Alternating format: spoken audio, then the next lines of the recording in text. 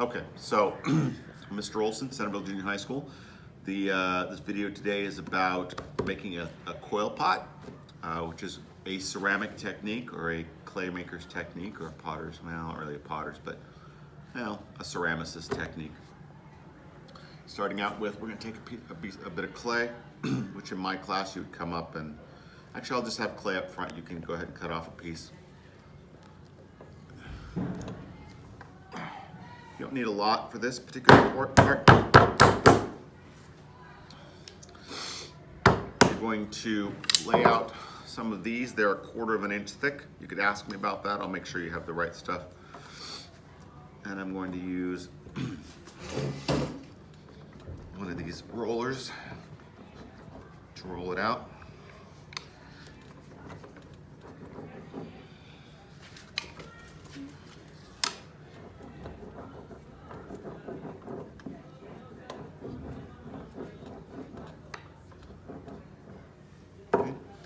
Now, if you were unhappy, if you weren't able to get the full size of the shape that you wanted to, let's say I wanted this thing to be filled in right here, but I don't need this stuff down here, you could do something like this.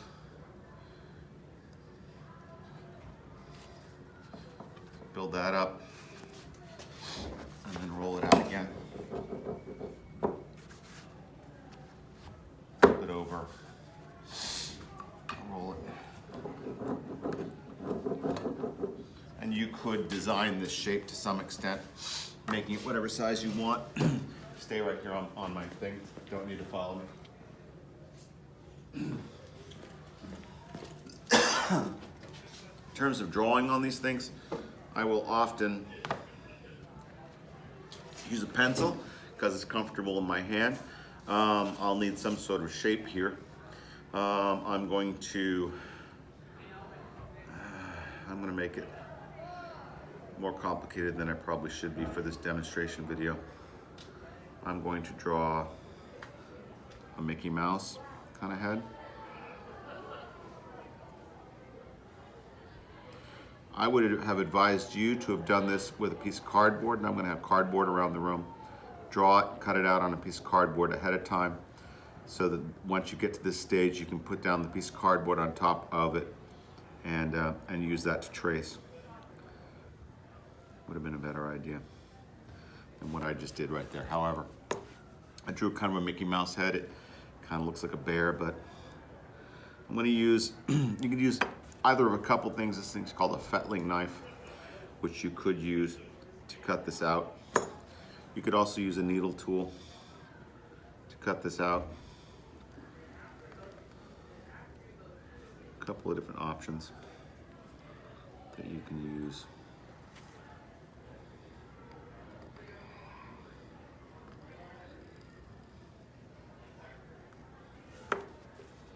So step one of the coil pot is to create a slab that's shaped like what it is you're trying to create. You can see this, yes? Okay. So you create a slab that's designed the shape of whatever pot you want to make. Next step is you're going to take a fork. If you can't find a fork, we need to find something that you could use a needle tool.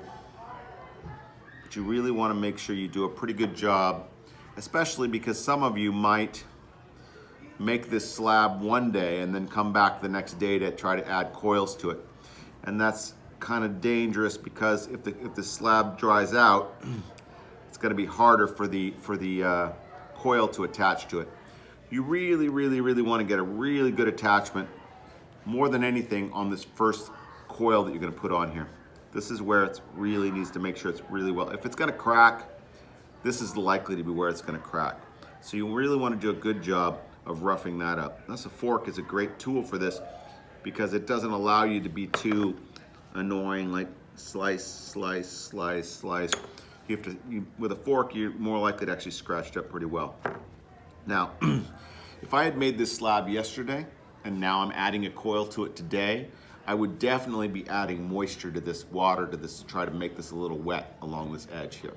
But since I just made this slab 5 minutes ago or less, it's still very wet and soft, so I don't need to do that. But like I said, if this is dried out at all and becomes stiff at all, you need to take moisture at this point and soften that up, and maybe scratch it up again, try to get that kind of a little muddy. I'm now going to create a coil, conveniently, maybe a little bit bigger than the pencil. There's a pencil and there's a coil for you to use as a guide in terms of what I just did. So a little bit fatter than a pencil. I'm going to put a scratch mark, scratch up the bottom of this coil. There's a lot of stuff I'm going to do only to this first layer that I'm not going to do to every layer as I go along.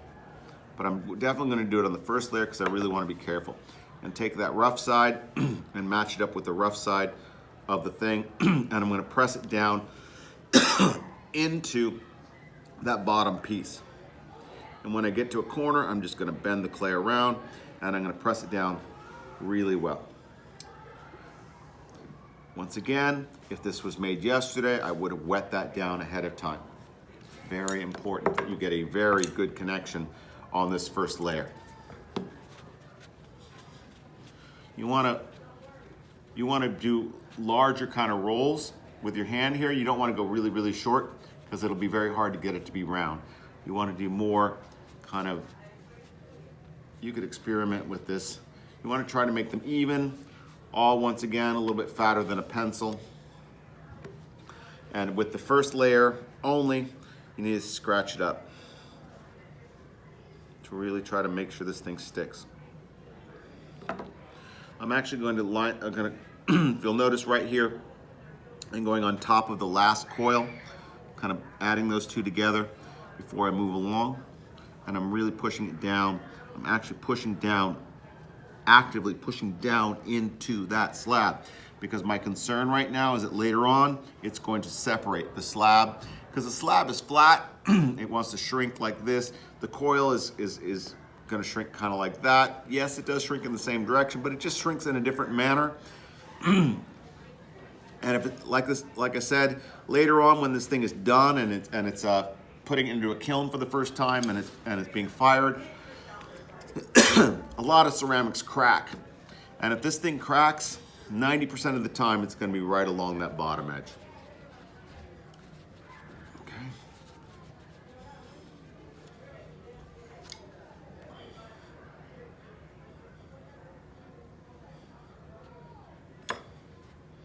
Okay, once again, I'm going to attach this to the last coil. Do a pretty good job. And then I'm going to keep going around here and try to put that rough side down. I'm going to come over. And when I get to the other side, I'm just going to climb right on top. I just went right on top of the last coil that I had. I do not stop each time. Okay. I'm going to do a second coil. And now, as I pointed out earlier, I'm not going to scratch up that surface anymore. I'm just going to take this piece and I'm going to pick up where I left. I'm going to really put an effort into making sure I attach that to the last coil. And then I'm going to keep running around. Each time, it's kind of a subtlety over here. I'm going to ask you to come over here. I want you to look at my thumb. I'm going to get my other hand out of the way. I'm going to try to pull up a little bit on the inside as I push down with my thumb. I'm trying to pull up on the inside and push down on the outside because I'm really trying to make sure these are really, really well attached. I'm pushing. Do you see that? See how it's pushed down there? Mm-hmm. See how it's pushed, push, push. I'm really trying to make sure I'm squeezing on the inside with my finger to try to squeeze those two together. I'm pushing on the outside to kind of do this. This would be great if I had a lazy Susan to put this on. That would help. That would allow me to let it spin while I'm working. Okay, I'm going to finish up the second row, and then I'll give some different instructions real quick because I really want to make sure that first layer doesn't detach. So I'm going to attach really well, and then I'm going to continue around, and I'm just going to move on up to the third layer now. Now, once you have a couple layers on here, I want you to go put some effort into making sure that that is really very well attached at the bottom. I'm going to run a wood rib. There are other things around here that you could use. You could even use this thing. But one way or the other, I'm going to try to really seal those two things together well. I'm also trying to kind of think about the shape here because this wanted to be rounder. I want to have a line down there because it's a Mickey Mouse shape. It should have a line down there at the bottom. Really wanting to make sure that these two surfaces are really well blended together. And round. So once again, I'm going to return back to that 90%. Almost all the time when things like this crack, it's going to be in that first layer where you're going from a coil to a slab. That's where it's likely to crack.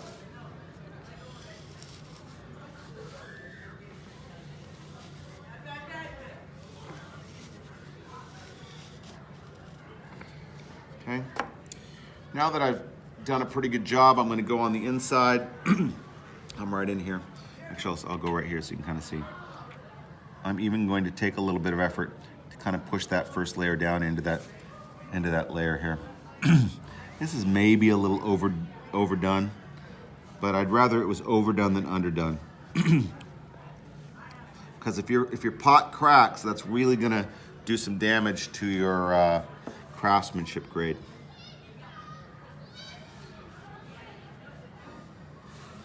And this is going to come up, what I'm doing right now is going to come up in a later video when I'm working with, it's even more important when you're dealing with slabs.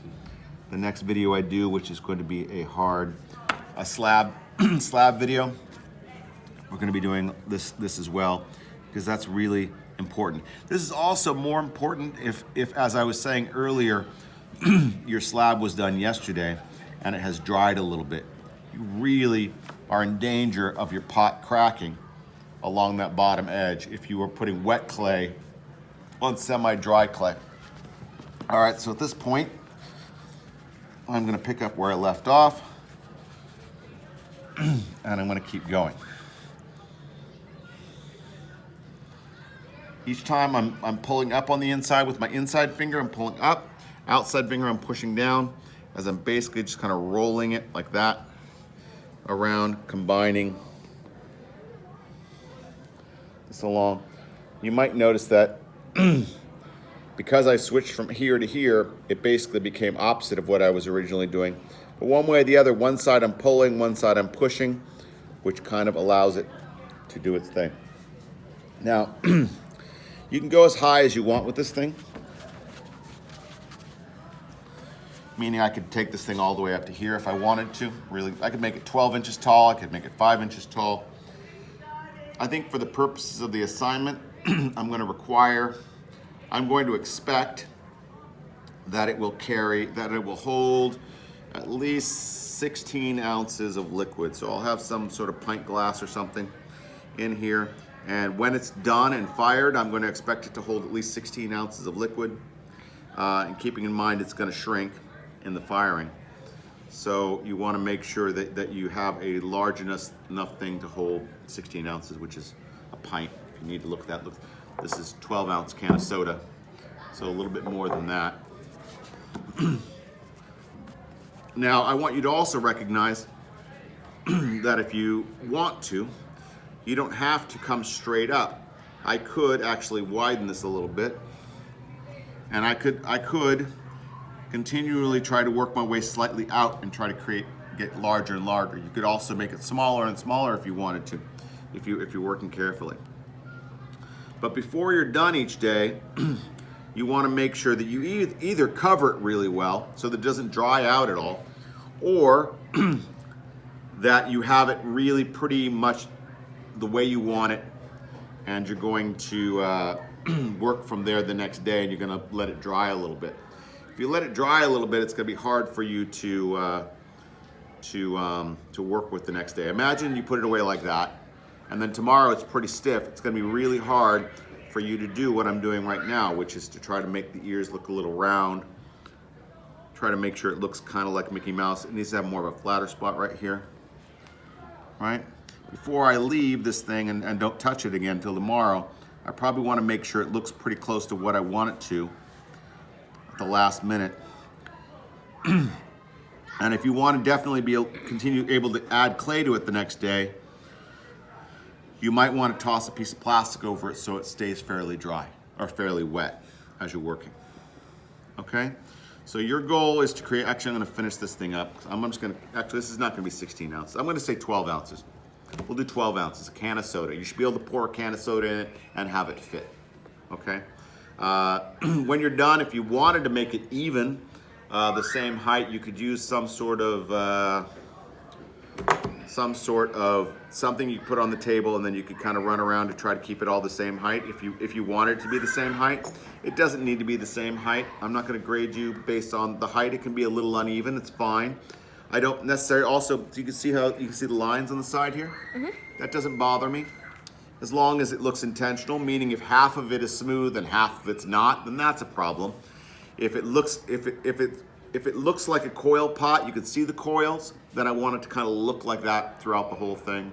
If it's been smoothed out, then I expect it to be smoothed out through the whole thing. It needs to look purposeful. It needs to look like this is what you intended it to look like. Okay? I think in order to finish this thing out, which I'm going to do off the video, I'm going to make the whole thing about yay high, and I'm going to try to semi-level it out, clean it up, but I don't need to have that on the video. Okay, so that's the end of the video today. Wait. This is the first of 3 videos. You are going to be required to make 2 out of the 3. You're going to be required to do, there's going to be a coil, a rigid slab pot, a soft slab pot. You have to do 2 out of 3 of those. You can choose which ones you want to do. And then you have to do the combination pot where you combine different techniques from different things and combine that together. So it's a total of 3 things you're going to be turning in, not 4. But you need to figure out a way of making that happen over the next few weeks. All right, thank you.